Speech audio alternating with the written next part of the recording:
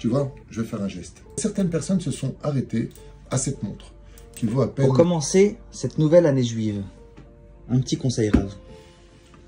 Un petit conseil, d'abord, Shana Tova, en tout cas les Kol Am Israël Bezrat Hashem, qu'on connaisse de meilleurs jours. Je dis souvent qu'au bout d'une grande ronce, 13 pétales animeraient parfaitement cette rose qui exprimerait de l'amour et de la considération. Donc c'est ce que je souhaite pour cette année, que toutes ces souffrances qu'on a subies depuis le 7 octobre aboutissent à quelque chose de beau, d'agréable, pour lequel Bezrat Hashem, le repos des yeux et l'amour du prochain fleurissent. Il serait temps.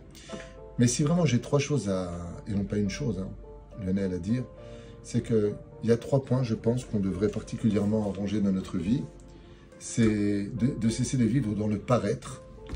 C'est la première des choses. Je pense que de vivre à travers des filtres ou des personnages qui ne sont pas nous-mêmes ne font que gâcher le pourquoi de notre existence. Le naturel est ce qu'il y a de plus beau, la nature est ce qu'il y a de plus belle. C'est la première des choses, cesser de vivre dans le paraître. La deuxième chose, dans le superficiel, je pense qu'il y a des choses qui sont de plus grande valeur que toutes ces cirques qu'on voit autour de nous.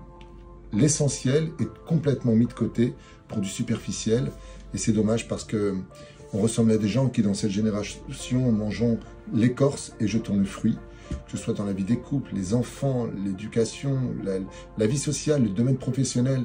Avant, les médecins travaillaient par amour de sauver des vies. Aujourd'hui, on essaie de trouver des métiers qui gagnent le plus d'argent.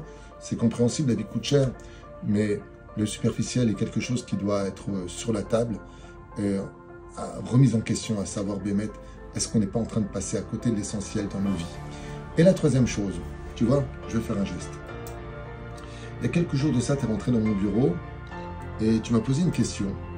Et on s'est trouvé heurté dans les commentaires de ce qu'a trouvé mon épouse sur ce qu'on appelle les préjugés.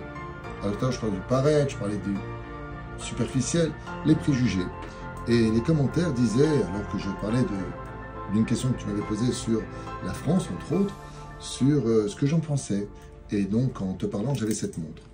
Et les gens ont écrit, pas des milliers, certes, mais certaines personnes se sont arrêtées à cette montre, qui vaut à peine 79 €, qui ressemble peut-être à une, je ne sais pas ce que c'est, une Rolex, je ne sais pas, en tout cas ce que les gens voient, mais c'est une montre qui m'a été offerte par mon épouse pour mon anniversaire, 80 €, juste en bas, il y a une boutique qui les vendait.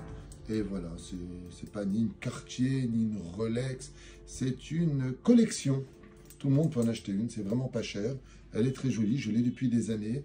Et quand je la mets à mon poignet, eh bien, je crois qu'il y a Daytona, je ne connais pas grand-chose au niveau des montres, mais en tout cas, le Rav, il ne se prive pas, toutes sortes de moti shamra, de lachon hara, beaucoup de mauvaises paroles, de gens qui s'attachent non seulement au superficiel, parce que le fruit principal, c'était le message que j'avais à dire, et non pas comment je me fringue ou qu'est-ce que je porte. D'abord, je ne suis pas un voleur, je ne dois rien à personne, dans le sens où je n'ai pas volé quoi que ce soit à qui que ce soit.